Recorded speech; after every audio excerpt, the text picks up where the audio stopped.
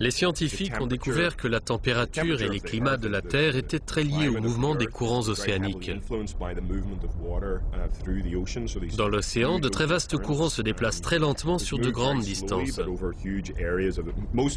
Ces véritables tapis roulants parcourent la plupart des océans du globe, depuis les Caraïbes jusqu'à l'Atlantique Nord, en déplaçant beaucoup de chaleur. Cette eau chaude coule en se refroidissant vers le fond de l'Atlantique, redescend vers le pôle sud et remonte dans l'océan Indien. C'est un schéma assez complexe.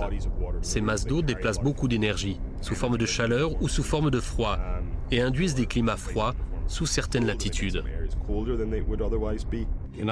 Cette circulation thermique réchauffe une grosse partie de l'Europe.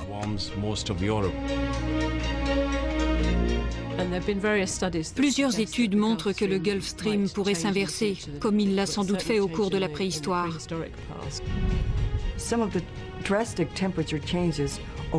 Certains changements de température se sont produits en quelques décennies seulement.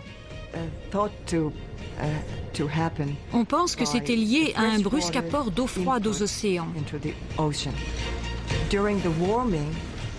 Pendant le réchauffement préhistorique, la glace des pôles a fondu et a libéré de l'eau froide dans les océans, ce qui a changé le sens des courants.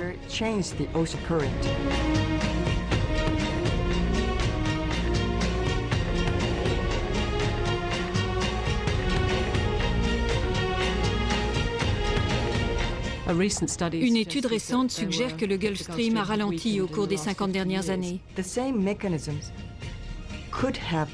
La même chose pourrait se produire aujourd'hui si le CO2 augmentait et que les calottes polaires fondaient.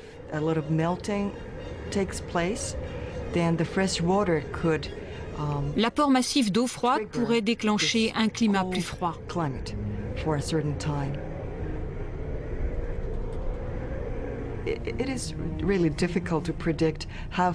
Il est difficile de prévoir la vitesse de ces changements. Un tel refroidissement pourrait se produire en quelques décennies, ou au pire des cas en quelques années, comme dans le film Le jour d'après. Il n'est pas simple de comprendre comment la glace va réagir au réchauffement de la planète.